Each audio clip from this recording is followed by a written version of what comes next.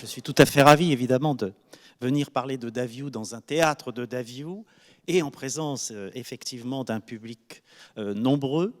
Je voudrais mettre une perspective à cette conférence parce que l'œuvre de Gabriel Daviou est énorme et donc je voudrais me concentrer et peut-être aussi avec vous avoir une réflexion justement sur le destin, non pas le destin personnel, mais le destin d'un architecte aussi important, quand je vais vous montrer tout ce qu'il a fait dans Paris, et vous êtes certainement très nombreux déjà, à savoir les nombreux lieux qui sont marqués par Daviou, on peut s'interroger tout de même sur le fait qu'il soit oublié, ou quasiment oublié. Alors, il est vrai que les architectes du XIXe siècle sont globalement oubliés, mis à part quelques grandes figures. Mais j'ai tenu aussi à donner à cette conférence le titre que nous avions donné à l'exposition en 1981. Car, mes cheveux blancs l'attestent, j'étais déjà sur le pont en 1981 pour réaliser avec deux collègues. Nous étions étudiants, en fait. Mais vous savez, les années 80, c'était les années patrimoine. On allait chercher les étudiants en licence pour leur faire des travaux. S'il y a des jeunes historiens de l'art dans la salle, ils sauront combien la situation a changé. Car nous ne sommes plus dans les années patrimoine, c'est tout à fait indéniable. Mais les années 80 étaient des années patrimoine. Et donc la ville de Paris avait décidé de célébrer le centenaire du décès de cet architecte qui apparaît à tout historien comme absolument central, fondamental, mais qui était très largement oublié. Et il y avait une autre raison à l'oubli de cet architecte, c'est que d'ailleurs une première équipe avait été chargée du projet et avait abandonné. Pourquoi ? Parce que faire une exposition, quand vous n'avez pas un seul dessin de l'architecte, c'est difficile. Donc, une première équipe avait abandonné. Vous m'excuserez de raconter ma vie, mes souvenirs, mais il me semble que la perspective est intéressante. Et donc, du coup, on s'est tourné vers des étudiants de la Sorbonne, d'histoire de l'art, qui, évidemment, tellement ravis, ont travaillé comme des fous, ont cherché, ont remué tout Paris pour retrouver des dessins de Daviou. Car pesait, bien sûr, c'est éternel, ce qu'on entend toujours à Paris, vous savez. On entend toujours la même chanson à Paris. C'est « Ah, mais Daviou, c'est le Second Empire. Donc, tout a brûlé avec l'hôtel de ville. » Et on se contentait de cette explication. Et on disait « Bon, on va faire une expo avec des gravures, avec des archives, alors vraiment archivistiques, vraiment des documents venant des versements des parcs et jardins. » Mais non. Notre acharnement, là, il faut quand même rendre hommage à ces jeunes étudiants que nous étions. Notre acharnement a été tel qu'il n'y a pas un seul lieu de Paris que nous n'ayons visité. Et un jour, à la commission du Vieux Paris, dans la rotonde de la Villette, on est tombé sur un document que je vous montrerai tout à l'heure. Donc, j'ai choisi de vous montrer, vous voyez, le catalogue de 1981, non pas par nostalgie ou parce qu'on n'a pas fait mieux depuis. On n'a rien fait d'autre depuis, en vérité. Donc, ça reste toujours la référence. Et pourtant, on pourrait faire mieux, je vous assure. Il y a tellement de choses à faire, surtout que maintenant, tous ces dessins ont été retrouvés. Et je vous expliquerai peut-être de quelle manière. Donc, cette perspective, si vous voulez, des 140 ans me réjouit. Peu importe, ce soit 145, même 160, pourvu qu'on en parle, pourvu qu'on redonne une place à ce type d'architecte, et surtout que l'on prenne conscience du rôle fondamental qu'ils ont joué dans le paysage parisien. L'ampleur de sa production est telle que je ne vais pas entrer dans le détail de chacun des bâtiments. Je vais choisir quelques lieux emblématiques de Paris pour vous montrer l'importance, si vous voulez, de la contribution de Daviou. Entendons-nous bien, je ne vais quasiment pas parler non plus, pourtant c'était mon sujet en 1981, des parcs et jardins, car il y a déjà eu cette conférence de Chiara Santini à laquelle vous pourrez vous reporter et qui est une conférence qui met vraiment en perspective le travail de Daviou dans le cadre du service des promenades et plantations, comme il s'appelait à l'époque, sous Alphand et bien sûr sous Haussmann, dont je serai amené à reparler. Donc voilà, il y a eu ce centenaire qui a été important, non seulement parce que cette première publication, mais surtout parce que donc, notre acharnement a payé et nous avons retrouvé les dessins de Daviou légués par sa famille en 1917. Par bonheur, pas avant 1871. Donc, quelques petits éléments. Ça a donné lieu à une exposition à la mairie du 16e arrondissement en lien évidemment avec le bois de Boulogne, et à la mairie du 19e arrondissement, pardon, parce que figurez-vous que la mairie du 19e arrondissement est une mairie construite par Gabriel Daviou et son compère de l'époque, un ingénieur qui s'appelle Jules Bourdet. Et donc, fêter en quelque sorte les 140 ans de ce décès permet de revenir, pour moi évidemment, dans une sorte de perspective, de rétrospective sur qu'en est-il de Daviou 40 ans après. Alors je suis peut-être moi-même responsable. Aucun d'entre nous, nous étions trois, n'a écrit le livre définitif sur Daviou, ne s'est remis au travail sur Daviou. Et pourtant, il y avait fort à faire. Mais bon, on est attiré par d'autres sujets. Et donc, ce que je voulais souligner, si vous voulez, c'est qu'il reste méconnu. Je voulais signaler le fait qu'une grande partie des dessins de Daviou sont disponibles sur Internet, donc numérisés par la bibliothèque je dis, vous savez, moi je date un peu, donc je dis encore des fois bibliothèque administrative, bibliothèque de l'Hôtel de Ville. Voilà, c'est écrit d'ailleurs, c'est écrit. Je me permets quand même une petite note de prof. Il est quand même absolument dommage que la bibliothèque de l'Hôtel de Ville publie, je ne sais plus, il y a déjà au moins 300 ou 400 dessins. Enfin, c'est vraiment un fonds énorme. Et à chaque fois, ça apparaît avec Daviou, 1823-1881, sur Internet.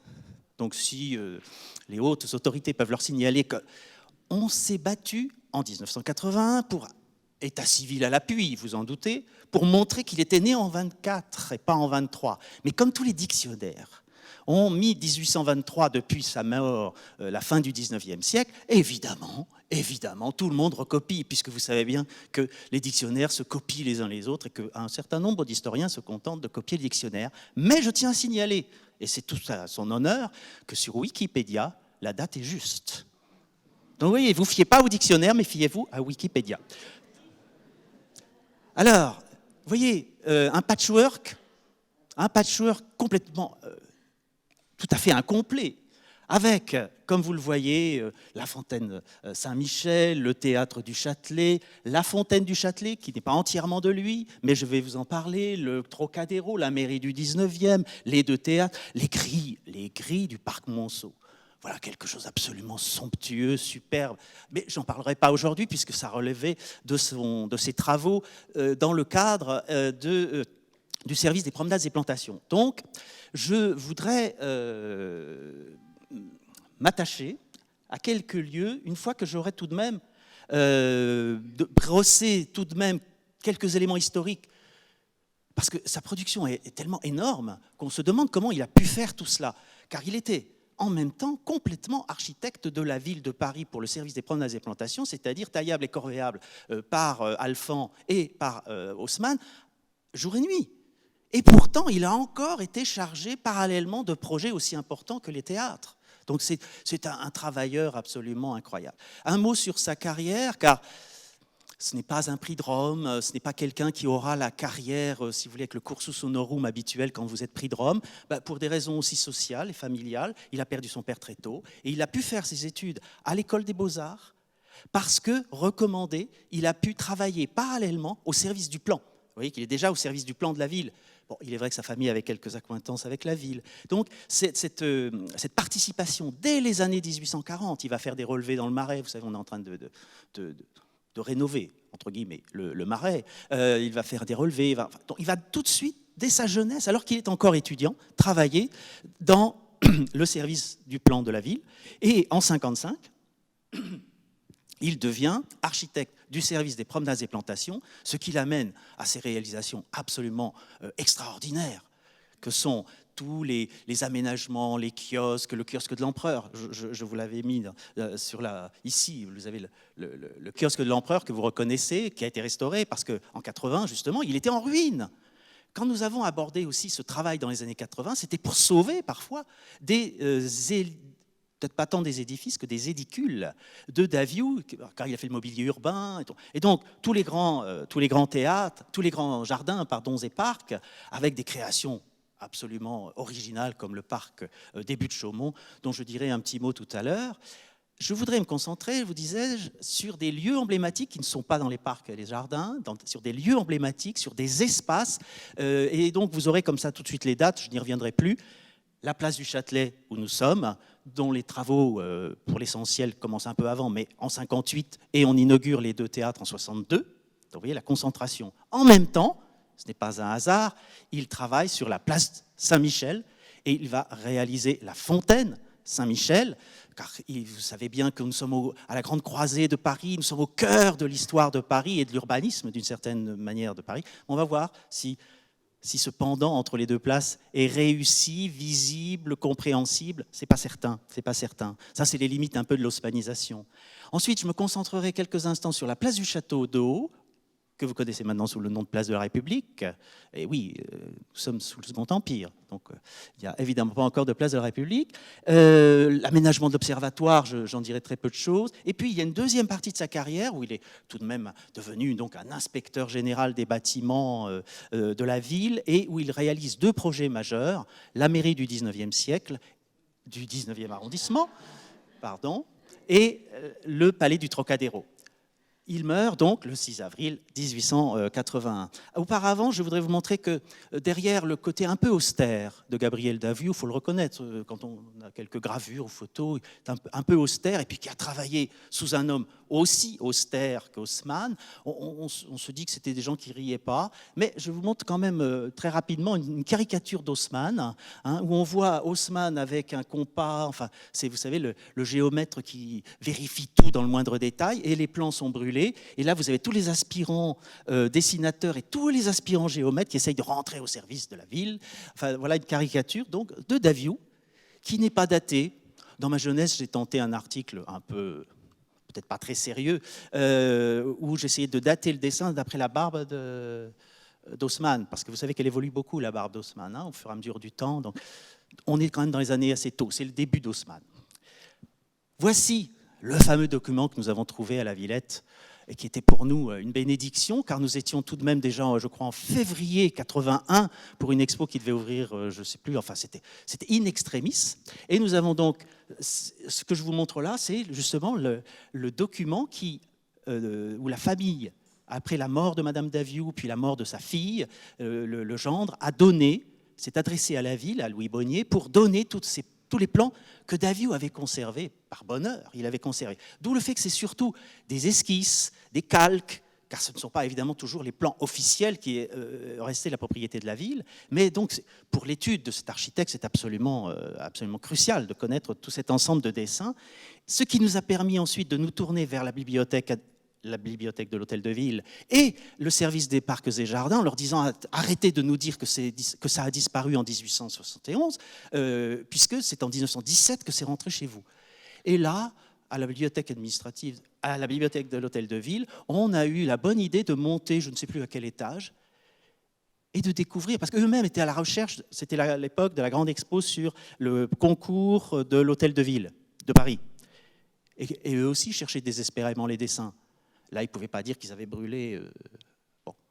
je vais arrêter d'ironiser sur la bibliothèque de la ville. Ils ne pouvaient pas dire qu'ils avaient été détruits, ceux-là. Hein. Donc, le concours. Donc, ils cherchaient. Donc, du coup, ils étaient très, très intéressés à chercher. Et là, ils ont trouvé un monceau de dessins. Mais vraiment des centaines et des centaines de dessins. Toute la partie non-jardin se trouvait là.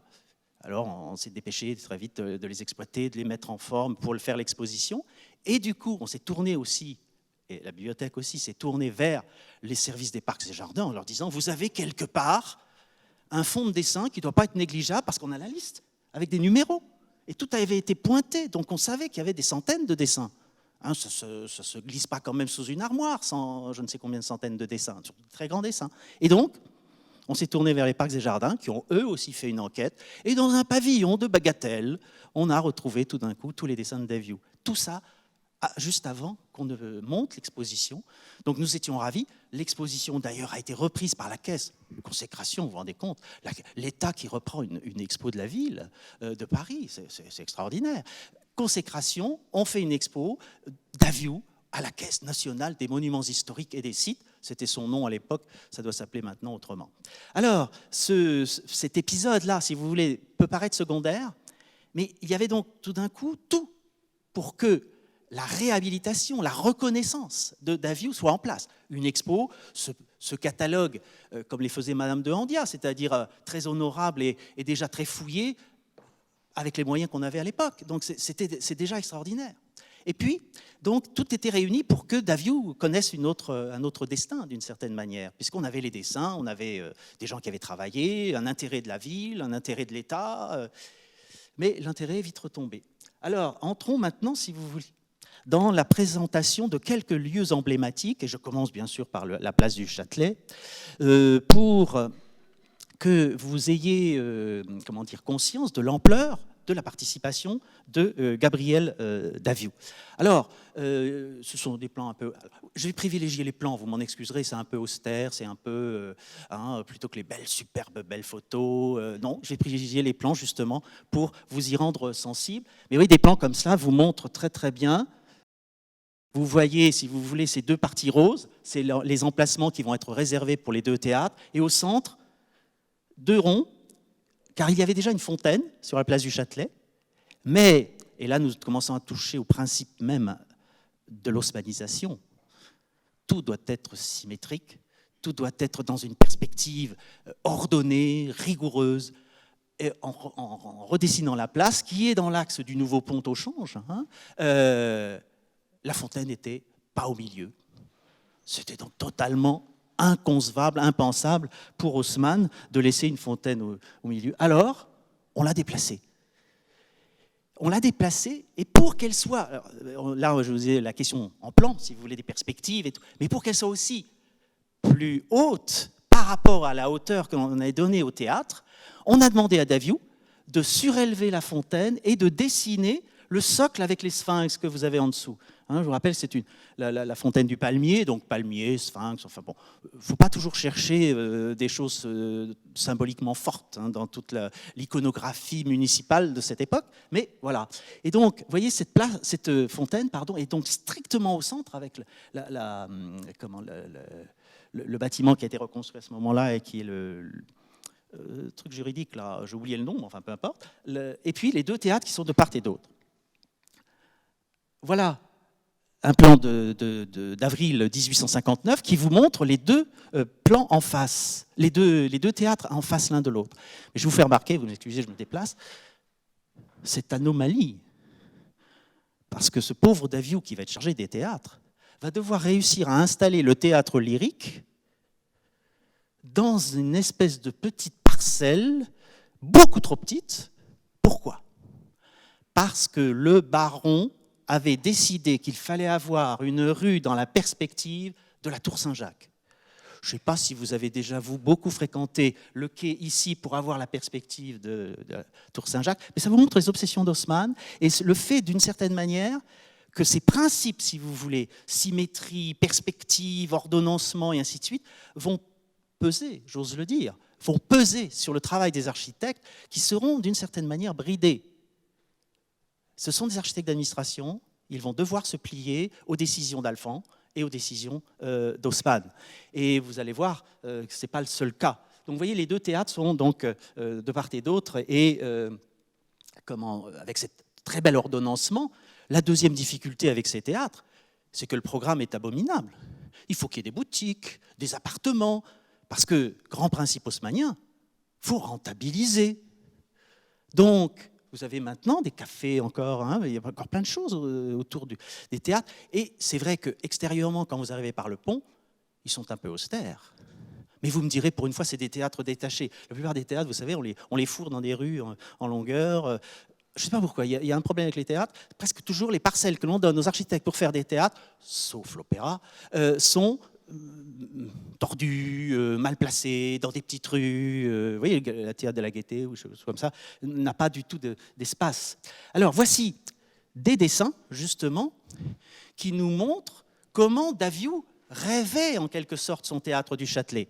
Et vous aurez noté, bien sûr, en particulier pour la façade, il y a des éléments qui sont communs, mais il y en a plein qui ne sont pas du tout réalisés comme ça. Et en particulier, je vais insister juste sur un point, la polychromie. Daviou est de cette génération qui rêve à la polychromie qu'on a redécouvert en Sicile, Itorf et ainsi de suite. Mais le baron n'aime pas la polychromie. Donc, il n'y aura pas de polychromie sur les bâtiments et sur le théâtre du Châtelet. Alors, le seul élément fort, je dirais, emprunt à l'architecture italienne, c'est la loggia. Hein. Vous avez ici eh bien, une esquisse pour le foyer dans lequel nous avons le plaisir de nous trouver aujourd'hui et une coupe. Donc, c'est évidemment je dirais, le principe même du théâtre à l'italienne. On le reverra un petit peu tout à l'heure. Alors, quand on est sur les toits du théâtre du Châtelet, on voit en face le théâtre lyrique et vous voyez là la colonne qui s'élève, sinon elle eût été sans doute trop basse par rapport au principe de perspective que le baron Haussmann imposait à ses architectes. Alors on a beaucoup de dessins, pas évidemment les façades définitives, les beaux dessins si vous voulez pour séduire le conseil municipal, vous voyez, non, on ne les a pas ceux-là, mais on a toutes les recherches. J'ai glissé exprès un dessin de 1872 pour rappeler que ce théâtre qui s'appelait donc le théâtre lyrique, qui n'a cessé de changer de nom, avec cette période brillante, avec Sarah Bernard, mais il ne faut pas que je m'égare, a été détruit en 1870-71 et a été reconstruit par Daviou en 1872. Et puis je dirais qu'il a été de nouveau un peu détruit, mais je vais fermer la parenthèse. À l'intérieur, on a quand même aussi de nouveau totalement modifié ce théâtre. Alors, pour vous plonger un peu dans l'esprit du Second Empire, voilà les deux pièces, dirons-nous, qui ont ouvert les théâtres. Alors vous avez en haut le document dont on s'est inspiré pour l'affiche et pour le livre, qui est le frontispice d'une publication de César Daly et de Gabriel Daviou sur les théâtres du Châtelet. On a tous les détails, vraiment très très fouillés. Et puis alors donc pour évoquer la culture du Second Empire, eh bien je vous montre la féerie. Car le théâtre du Châtelet, théâtre impérial, théâtre cirque au départ, cirque impérial, était dévolu d'abord et essentiellement aux féeries, à des spectacles militaires. Vous voyez, donc il fallait que ce soit le plus grand. C'est pour ça qu'il avait quasiment 3000 places et qu'il avait le plus grand espace. L'autre théâtre a été ouvert avec la reprise d'un opéra comique qui a été joué dans l'ancien théâtre lyrique et qui symboliquement, la Chatte merveilleuse, j'ai jamais entendu cet opéra, donc a été repris au théâtre du Châtelet. Nous sommes donc, vous voyez, en août et en octobre 1862.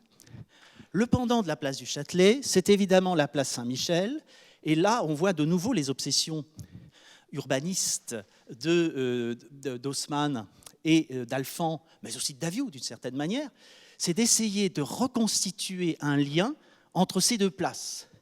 Mais à leur grande dame, il reste un problème majeur encore aujourd'hui, et si on est sur les toits, on le voit, c'est que le boulevard du Palais est courbe, et qu'il n'a pas été possible, évidemment, de faire la perspective rectiligne. Vous imaginez, depuis la gare de l'Est jusqu'à l'Observatoire, dont avaient plus ou moins rêvé ces urbanistes. Car c'est ça l'haussmannisation, c'est aussi les plus longues perspectives possibles, avec en point de mire un bâtiment, un monument historique, comme tout à l'heure pour la tour Saint-Jacques. Ce à quoi je voudrais vous rendre sensible, alors évidemment, les disproportions dans les dessins de la place, mais ce que je voudrais vous montrer, c'est que, alors c'est une fontaine en particulier sur laquelle Daviou a beaucoup, beaucoup travaillé. Vous voyez, ici, vous avez la fontaine ici en rouge, mais vous avez aussi les façades qui sont en rouge, car les façades sont dessinées par Daviou. Et pourquoi sont-elles dessinées? Pour respecter une ordonnance qui soit en lien avec la fontaine. Vous ferez l'expérience, c'est assez difficile en fait à percevoir. Mais vous avez ici l'immeuble, vous voyez, les immeubles à côté, dessinés par Daviou. Et vous voyez ici, ce dessin est très passionnant. Pourquoi? Parce que vous avez un premier état. Oui, alors la fontaine s'appelait d'abord la fontaine de la paix, la fontaine de l'empereur. Enfin, il y a une ribambelle de propositions. Hein, la paix, c'est l'empire, c'est la paix. C'était la grande formule. Ça dépend à quel moment, hein, évidemment, aussi. Et vous voyez ici, les immeubles de la place. Regardez, vous avez la correspondance exacte des éléments en élévation qui vont se retrouver sur les immeubles pour créer une harmonie, une unité de l'espace urbain. c'est sans doute là aussi le cœur d'une des problématiques les plus intéressantes de l'osmanisation et bien sûr aussi de ce diktat qui pèse sur les architectes de devoir en quelque sorte s'intégrer à ces principes architecturaux et urbanistes. Voilà, la fontaine de l'empereur. Bon, vous voyez, ah oui, ce pauvre Daviou rêvait encore de polychromie sur sa fontaine Saint-Michel. Il n'y en a quasiment pas. Hein. On a en grande partie refusé. Troisième place qui me semble aussi très importante, sans doute moins emblématique à l'époque, parce que pas au cœur même de Paris, mais aujourd'hui ô combien fondamentale, la place de la République, vous imaginez ce que ça représente à Paris. Eh bien, elle s'appelait la place du Château d'Eau, car il y avait un château d'eau juste à côté, avec une ancienne fontaine que Daviou va enlever. Pourquoi il enlève la fontaine? Pour en mettre une autre. Une fois de plus, elle n'est pas aux proportions de la place que l'on veut installer. Et là, on prévoit ici les magasins réunis, ici il y avait une caserne, et ici un orphéon. Vous savez, le projet de l'opéra de la Bastille, c'est une vieille histoire.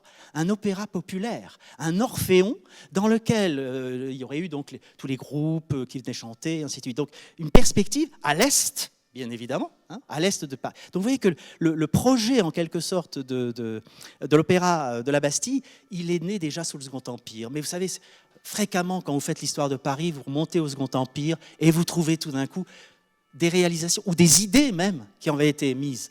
Alors, voici l'Orphéon. Je vous le montre tout de même un petit peu, parce que vous allez voir un avatar de cet Orphéon un peu plus tard, qui ne sera pas réalisé. Parce que le projet mûrit entre 65 et 67, et puis vous savez que dès 67, l'Empire commence à être en difficulté. Haussmann commence à être en difficulté. Vous savez, c'est le moment où il rase sa barbe, justement, parce qu'on veut un nouveau préfet, alors il rase sa barbe. Donc, comme si ça suffisait. Mais ce que je veux vous montrer, si vous voulez, c'est l'incroyable, je dirais, impératif de créer des liens et des harmonies entre les bâtiments. Car en haut, vous avez, ah oui, vous ne le devinez pas, c'est l'Orphéon développé. Il est circulaire, l'Orphéon. Et là, vous l'avez en façade, en élévation développée. Et à côté, en dessous, les magasins réunis, alors qu'ils existent toujours. Bâtiment absolument intéressant. Il y avait un square à l'intérieur. Hein, Daviou n'avait pas oublié qu'il était aussi architecte des parcs et jardins. Il y avait un square à l'intérieur des magasins réunis. Et donc, des ordonnancements, si vous voulez, qui doivent rejouer, mais dont le point de départ, je vous le rappelle, c'est tout de même la caserne qui est à côté. Alors on comprend qu'il y a eu une critique qui a été faite par la suite, qui était de dire, mais finalement l'architecture haussmannienne, ça peut être des logements, ça peut être une caserne, ça peut être un théâtre, ça peut être un orphéon, on fait toujours plus ou moins la même chose. C'est certainement injuste et excessif, mais il y a tout de même quelque chose dans cette architecture qui fait qu'elle se banalise. Mais est-ce que ce n'est pas ça, justement, un des caractères de Paris, du Paris haussmannien, d'avoir une architecture, entre guillemets, banalisée, parce que normalisée, et qui suit toute une série, évidemment, de principes qui ont été édictés à cette époque-là, mais qui vont rester valables jusque vers 1900. Alors, la fontaine au Lion, les fontaines se promènent hein, dans Paris. Hein. La fontaine au Lion, telle qu'elle était, place du Château d'Eau, puis en 1880, elle part à la place Daumesnil, devenue place Félix Éboué. Donc voilà... Vous voyez ce type de choses que dessine Daviou, qui sont, alors certains diront, sans génie. Oui, mais parce que ce type de fontaines ont une fonction urbaine, une fonction d'agrément et une fonction urbaine, et absolument pas une fonction symbolique forte. Il y avait des lions avant, eh bien il rend des lions aux habitants du quartier, hein, ça ne va pas beaucoup plus loin. Les derniers travaux, les deux grands chantiers, je voudrais en dire quelques mots. La mairie du 19e arrondissement, dont vous voyez évidemment les modèles. Là, on change quand même. Hein. C'est une mairie. Alors là, vous savez, on est dans la grande phase de valorisation des mairies. Regardez, il y avait une magnifique exposition qui s'appelait le Triomphe des mairies. Hein, autrefois, les mairies parisiennes connaissent là une extension des décors, enfin absolument extraordinaire. La mairie du 19e est très, très intéressante, avec son passage à couvert, sa descente à couvert et tout cela. Évidemment, l'architecture qui inspire ce type de bâtiment public, paradoxalement peut-être, puisque nous sommes en pleine Troisième République, c'est le château. Il est évident que ça ressemble à un château. Hein, et ça s'inspire, au point de vue de l'architecture, eh bien, des châteaux époque Louis XIII. Et ce que je voudrais vous montrer, c'est que là encore, même en 76-78, Daviou ne perd pas les principes haussmanniens de perspective. J'ai mis exprès ici un plan masse, un plan de quartier, pour que vous voyez comment le château, le lapsus est révélateur, comment la mairie s'articule avec le parc. Vous avez là un plan typique de château avec son parc. Et c'est, je dirais, ça devient emblématique quand vous regardez que le Tempietto, Tivoli, enfin bon, et ainsi de suite. Le Tempietto, il est dans l'axe, pas exactement, strictement, il y a un petit angle, mais quand même, il est dans l'axe, vous le voyez, ça c'est la photo à peu près depuis la mairie, vous le voyez évidemment dans l'axe comme ça, comme s'il y avait un lien, si vous voulez. Il voulait créer un lien, en quelque sorte, entre le bâtiment municipal, le bâtiment symbolique de cet arrondissement, et le parc lui-même, qui est un parc qui évidemment est ouvert au public, mais avec, je dirais, des dessins ou une inspiration classique, en vérité, qui est assez, je trouve, assez intéressante. Alors, le dernier édifice que construit Daviou, toujours avec son compère Jules Bourdet, il gagne le concours, car il y a eu concours, il gagne le concours du Palais du Trocadéro, donc pour l'exposition universelle de 1878, et c'est quelque chose d'absolument énorme. C'est l'ancien, comme on dit maintenant, l'ancien Trocadéro. Mais essayez de vous projeter en 1878. Il n'y a pas la Tour Eiffel, il n'y a pas le Sacré-Cœur, il n'y a pas la Tour Montparnasse. Bon. Il y a plein... Qu'est-ce qui est haut dans Paris à cette époque? Mais c'est encore Notre-Dame, quasiment, vous voyez. Enfin, bon. Donc, ce palais du Trocadéro, placé sur la colline, avec cette hauteur et avec ces deux, alors je ne sais pas comment les qualifier, on disait beaucoup à l'époque, ces minarets.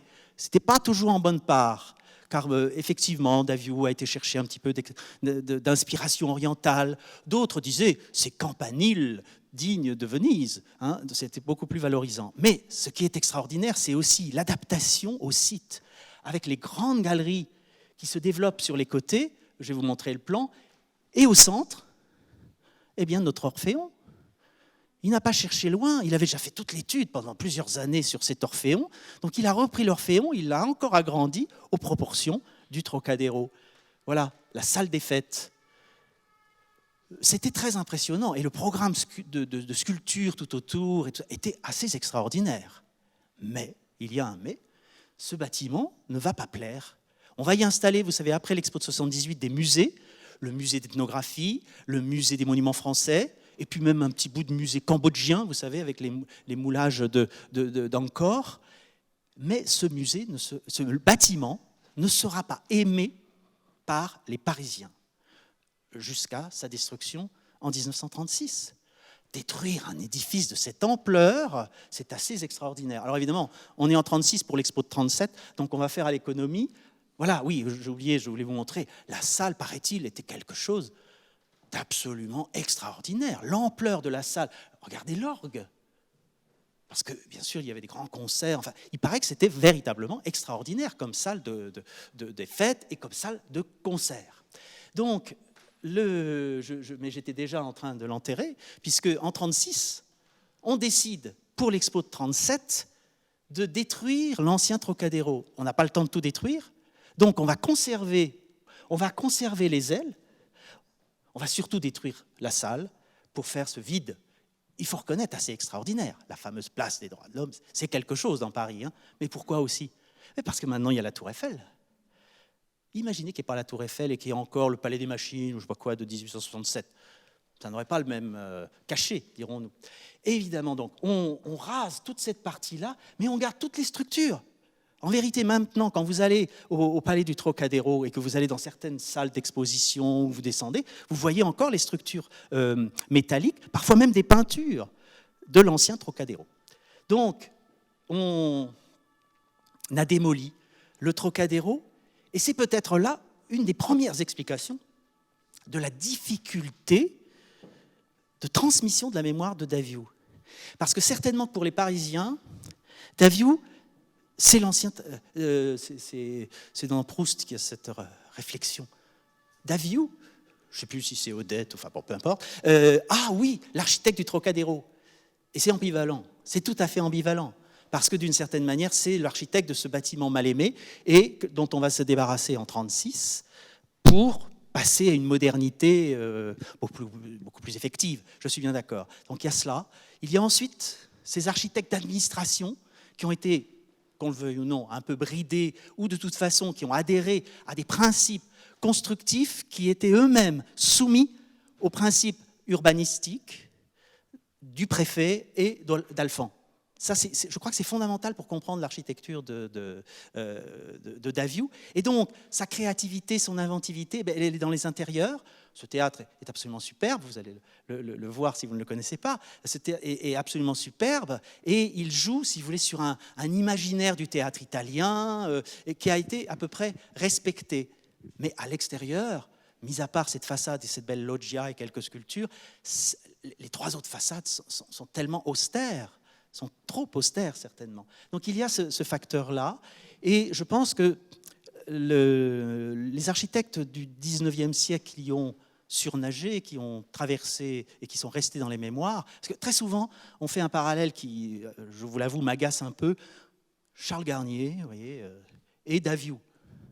Oui, mais attendez, vous avez vu les conditions de réalisation de l'opéra ? Il peut faire tout ce qu'il veut, il peut exploser les devis, ça dure il va l'inaugurer quand même qu'en 1975, il a une parcelle absolument incroyable. Pourquoi ? Parce que c'est en lien avec le Louvre, l'empereur doit pouvoir venir, ainsi de suite. Ici, on est dans le municipal. Et donc, ça n'a pas le même prestige, on n'a pas les mêmes moyens, et on n'a pas certainement, si vous voulez, et l'architecte a moins de liberté de conseil. Ça ne veut pas dire que Charles Garnier n'est pas génial.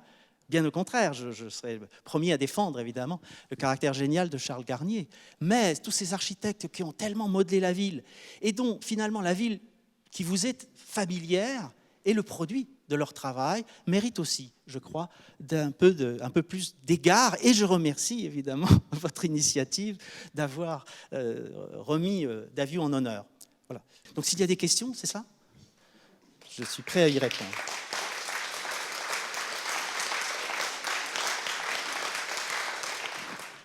Bonjour et merci beaucoup pour cette belle conférence.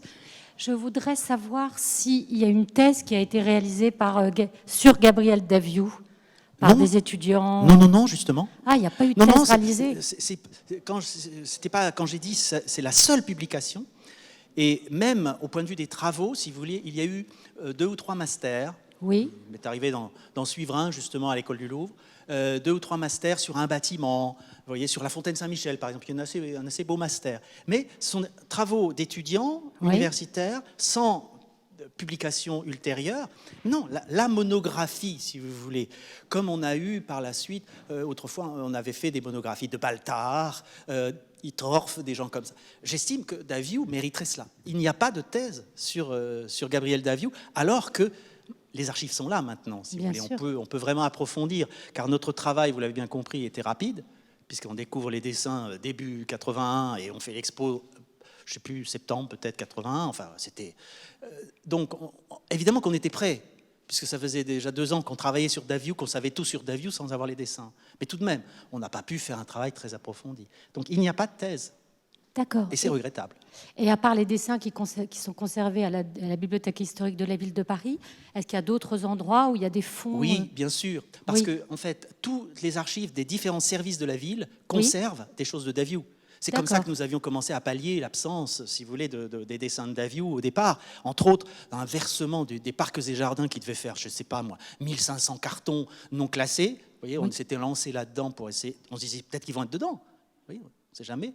Alors on s'est épuisé pour rien, mais il y avait plein de documents de Daviou. Parce que il a travaillant pour les différents services de la ville, ou bien pour des projets comme, alors pas le Trocadéro, justement, c'est un projet à part, les théâtres, c'est pour la ville toujours. Donc ce sont les services de la ville qui ont récupéré les archives. Alors, qu'il y en ait qui est disparu quand même en 1870, certainement. Mais par ailleurs, tous les services des parcs et jardins, par exemple, c'était pas à l'hôtel de ville, donc ça n'a pas été détruit, et c'est conservé aux archives de Paris. Donc, c'est là aussi l'énormité du travail, si vous voulez, parce que c'est la question d'Haussmann, de toutes les productions d'Haussmann, dans cette période qui est déjà très administrative également. On produit un nombre de papiers. Donc, on est un peu noyé, à la limite, sous les archives. Je ne parle pas des dessins, sous les archives. Pour d'autres bâtiments, par exemple, je ne l'ai pas signalé, mais il n'y a rien dans le fond, ou quasiment rien, dans le fond de la bibliothèque de l'Hôtel de Ville sur le Trocadéro. D'accord. Nous sommes dans un tout autre cadre. Concours, gagné et ouvert par l'État pour l'Expo de 78, donc ce n'est pas les mêmes lieux. En revanche, il y a des archives pour l'Expo de 78 aux archives nationales. Mais pour une raison que je ne m'explique pas, Daviou n'avait pas gardé devers lui les dessins du Trocadéro. On est pauvre en dessin sur le Trocadéro. Merci beaucoup. Je vous en prie.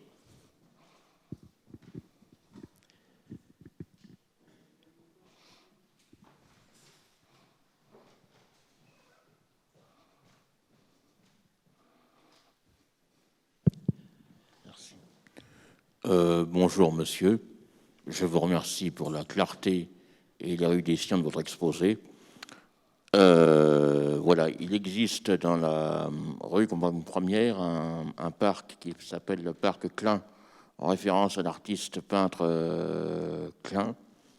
Et je me demandais si il n'était pas possible de créer un parc parisien, un nouvel espace vert, qui serait dédié, enfin qui s'appellerait le parc Daviou, oui. Et qui en même temps, puisqu'on parle d'écologie, serait comme un potager écologique, une cueillette écologique, où les Parisiens pourraient effectivement à la fois planter des légumes et pouvoir effectivement les récolter en libre service, avec éventuellement une fontaine avec la statue de Daviou dessus. Je vois que Daviou vous sert de prétexte. Et donc, la réponse serait plutôt du côté de Madame l'adjointe au maire. Bien évidemment qu'on peut s'étonner aussi qu'il n'y ait pas un lieu plus... Pardon ? Il y a juste une petite rue, oui, tout à fait, mais qui n'est pas quelque chose de plus fort qui célèbre la mémoire de Daviou. Quant à votre idée de jardin, évidemment, j'y souscrirais, puisque moi-même, si je n'ai pas continué à travailler sur uniquement Daviou, j'ai continué une partie de ma carrière à m'intéresser aux parcs et jardins. J'ai publié un guide des jardins parisiens et où j'ai fait le plus grand éloge de la politique parisienne en matière de jardin, parce que ce qui s'est créé au XXe siècle est absolument faramineux. Vous voyez, donc, je ne fais pas de reproche à la ville de Paris sur sa politique de jardin quand on songe. Alors évidemment, il y avait cet héritage. Quand vous avez un héritage comme celui d'Haussmann, c'est un peu facile.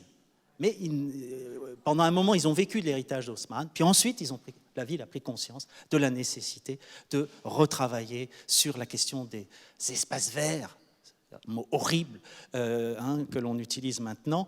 Et donc, créer un jardin Daviou serait un très, très bel hommage. Mais je ne suis pas sûr qu'il apprécierait tant que ça les légumes. Merci. Oui, je vous en prie.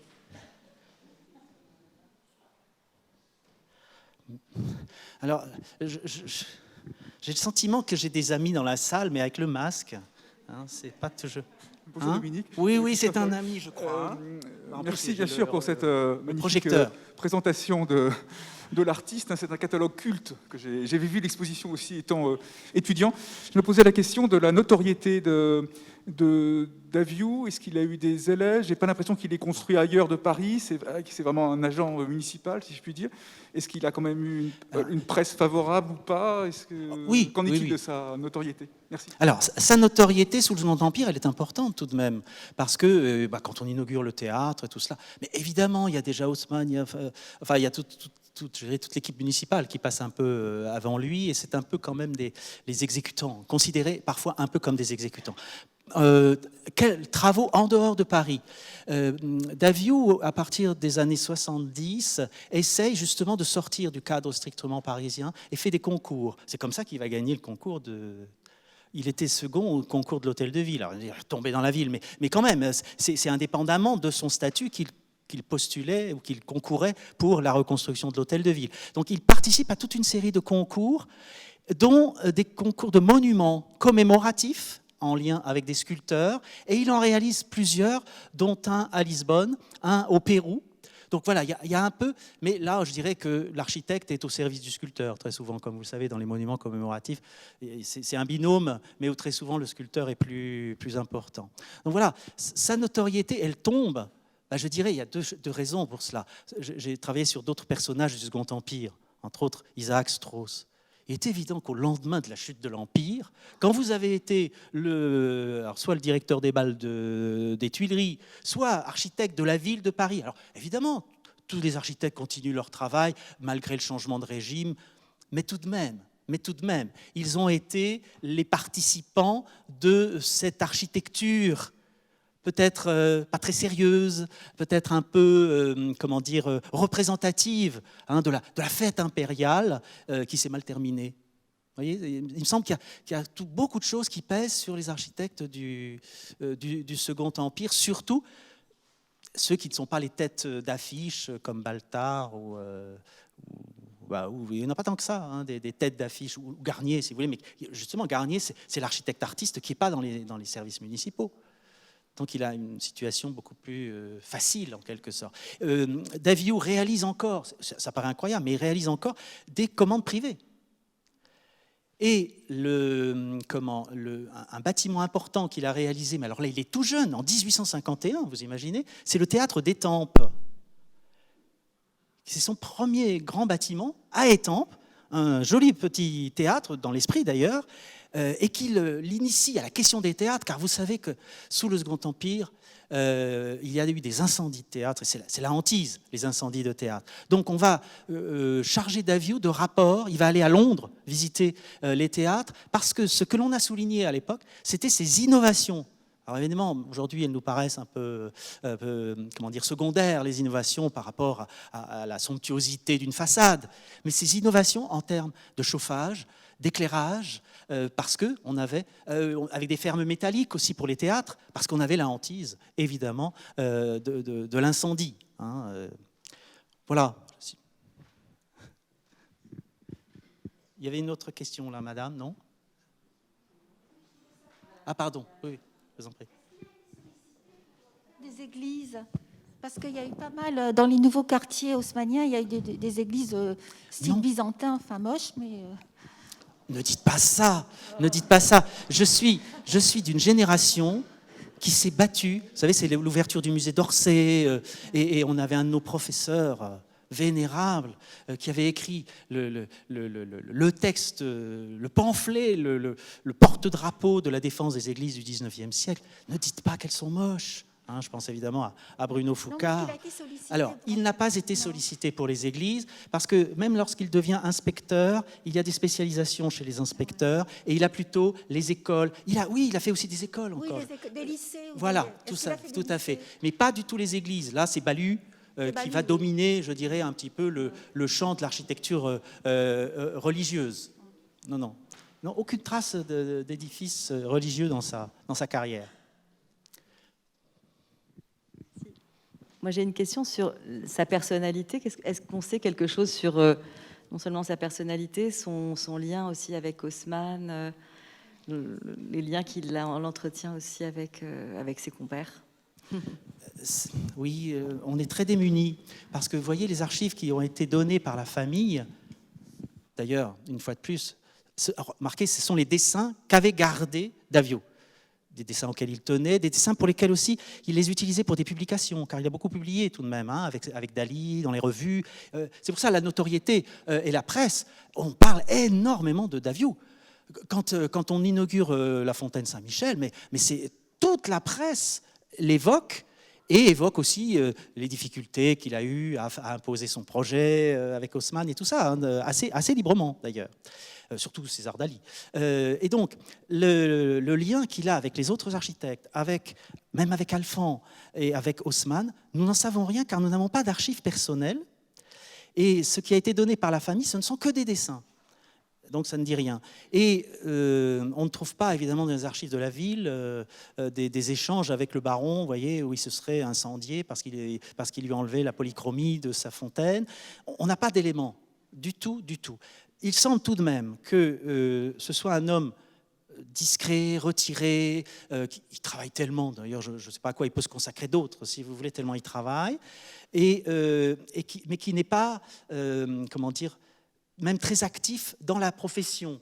C'est seulement dans les années 70 qu'il va commencer à prendre la parole un peu dans quelques congrès d'architectes, vous voyez, mais il s'est rêvé un petit peu théoricien, il a écrit quelques livres. Livre sur, par exemple, architecte et ingénieur, ou bien sûr, un livre très intéressant d'ailleurs, sur l'habitation parisienne, où il pourfend, mais on est après 1871, où il pourfend certains des principes d'Haussmann. Donc vous voyez, je pense qu'il a subi quand même beaucoup. Mais on n'a pas de traces très claires de ça. Quant à sa personnalité, elle était tout de même sans doute un peu discrète. Je vous en prie. Est-ce que l'emprise du théâtre du Châtelet, oui, est-ce qu'elle empiète sur les fondations du fameux Grand Châtelet, de la prison? Est-ce qu'il y a des fouilles qui ont été faites? Ce serait intéressant à savoir. À ce moment-là, non, je n'ai pas connaissance de ça et je suis incapable de vous répondre précisément à cette question sur effectivement l'ancien Grand Châtelet. On voit sur la maison que des notaires que le Grand Châtelet était là, mais est-ce qu'il s'étendait aussi sur la place? On ne sait pas. Il semble que dans les expropriations, ce soit des maisons et ainsi de suite, on a les documents d'expropriation. Mais je ne suis pas sûr qu'on ait pris les précautions de fouiller. Hein. Oui, non, mais... Non. Voilà. Non, mais je ne sais pas vous répondre. Mm-hmm.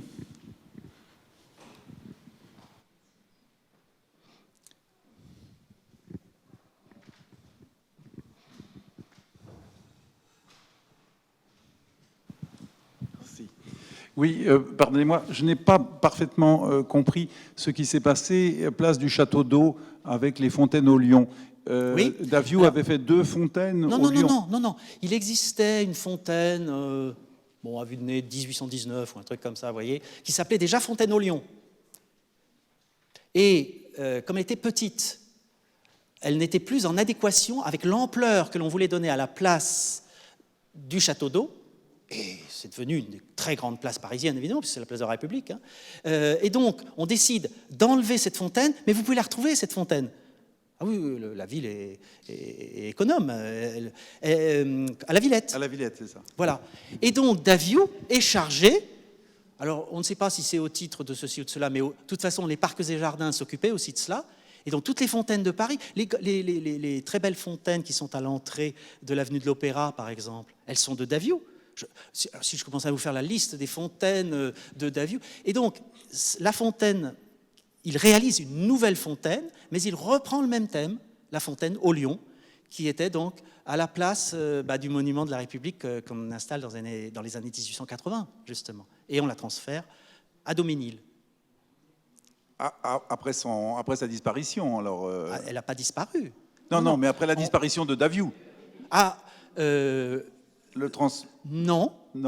Non, puisque Daviou meurt en 81 et je crois que le transfert est de 80. Mais je pense qu'il était retiré des affaires. Hein. Donc, c'est pas lui qui s'en est occupé, je pense pas. Mais vous savez, il y a une forte continuité du service des promenades et plantations et avec l'urbanisme parisien pour une raison toute simple. C'est que l'homme clé de tout cela, et là je vous renvoie évidemment à la conférence de Chiara Santini, c'est Alphand. Et donc, Alphand, qui a réussi, tellement bien réussi, au service des promenades et plantations, devient le directeur des... j'ai oublié le titre exact. Le directeur de l'architecture de Paris, si vous voulez. C'est lui le grand ponte de l'architecture à Paris, et même aussi, il va coiffer les expos universelles. Donc Alphand est le personnage clé, si vous voulez, de cette continuité. Daviou, on sent bien qu'il essaye non pas de se retirer, parce qu'il fait la mairie du 19e, mais peut-être avoir une carrière personnelle, d'où ces concours auxquels il participe, et d'où ce qui pour lui était l'apothéose. Vous imaginez l'Expo de 78, le Trocadéro, ce bâtiment le plus extraordinaire de Paris à l'époque, sauf que n'était pas aimé. Alors peut-être que parce qu'il n'est pas beau, comme vous disiez tout à l'heure, peut-être qu'il n'est pas beau, hein, le Trocadéro de 1878. Mais voilà, hein, il y a là des mutations de goût aussi qui sont intéressantes. Parce que c'est vrai qu'il est un peu passéiste. C'est vrai qu'il est encore, comme on dit, historiciste, c'est-à-dire que l'architecte construit en empruntant à divers édifices, en essayant de se référer toujours à ce langage des styles. Et ça, c'était évidemment, non pas une erreur, mais un peu une impasse pour l'architecture du 19e. Ça a été le grand problème, puisque ensuite, on a rejeté les styles historiques. Et du coup, on a mis dans le même sac toute l'architecture du 19e siècle de manière indue. Mais ça, c'est aussi l'obsession du style qu'on avait au XIXe siècle. Vous connaissez l'anecdote avec Napoléon III qui demande à Garnier « Mais votre opéra, il est dans quel style ?» Et il répond évidemment, malin comme tout, « Style Napoléon III ». Mais vous savez bien que ces appellations Louis XXXVI et ainsi de suite, c'est les styles, mais plutôt du mobilier, des arts décoratifs. Pour l'architecture, ça a fait beaucoup de mal, de penser l'architecture en termes de style. Ça veut dire en termes de décor, en termes parfois de modénature purement extérieure, et le bâtiment, il est très rationnel. Une grande partie de l'architecture de Daviou est rationnelle, en fait. Sauf qu'elle est habillée avec des éléments empruntés à la Renaissance italienne, empruntés à... Vous voyez, et c'est cela qui a été mal perçu, et alors surtout dans le Trocadéro, très très mal perçu. Voilà, merci. Merci. Nous sommes sur les terrasses du Théâtre du Châtelet, qui est évidemment une vue imprenable sur Paris, mais pas n'importe quelle partie de Paris, c'est le cœur de Paris, puisque nous sommes à l'endroit de la Grande Croisée depuis le Moyen-Âge, et c'est là que vont se concentrer certains des grands travaux haussmanniens pour remodeler totalement ce secteur. En particulier la place du Châtelet, qui va être redessiné pour y installer les deux théâtres qui se font face et qui sont d'une certaine manière en pendant, avec une grande symétrie, car on aura compris que le principe de symétrie est fondamental pour le baron Haussmann, avec chaque théâtre a sa loggia, parce qu'on voulait absolument que cet endroit soit animé le soir, car on voulait ramener les théâtres dans le centre de Paris, alors qu'ils avaient eu tendance à s'installer sur des boulevards dans le nord de Paris. Et donc, les deux théâtres sont conçus entre 1858 et 1862, au moment où on redessine la place avec la perspective de la Chambre des notaires, qui est en plein centre, et on recompose le plan avec un déplacement de la fontaine du Palmier, qui est au centre de la place. Et non seulement on la déplace pour la centrer, mais on va même la surélever avec un socle dessiné donc par Daviou, de manière à ce qu'elle soit plus proportionnée avec les théâtres. Et on voit bien là, au-dessus des arbres, comment s'élève cette colonne qui célèbre des victoires de Napoléon Ier. Évidemment, il y a une dimension idéologique à célébrer Napoléon Ier sous Napoléon III. Entre autres, je dirais, principe haussmannien qui illustre très très bien la vue que l'on peut avoir d'ici. Il y a deux choses qu'on peut rappeler peut-être. C'est l'exigence par Haussmann d'avoir une petite rue dans la perspective de la tour Saint-Jacques, de manière à ce qu'on aperçoive la tour Saint-Jacques depuis les quais. Et en face, vous avez justement le palais de la Bourse du Commerce, qui lui-même on a imposé à l'architecte Bailly de déplacer la coupole, qui très logiquement aurait dû être au centre, évidemment avec l'escalier au centre du bâtiment. Eh bien non, on l'oblige à déplacer sa coupole, comme on le voit très bien, pour qu'elle soit aussi dans la perspective du boulevard de Sébastopol. Il ne faut pas oublier que le rêve d'Haussmann, c'était une sorte de boulevard de Sébastopol qui serait parti de la gare de l'Est et qui aurait été quasiment jusqu'à l'Observatoire. Mais il a été gêné évidemment par le boulevard du Palais qui est courbe. Il n'a pas pu appliquer à la lettre son principe de perspective rectiligne.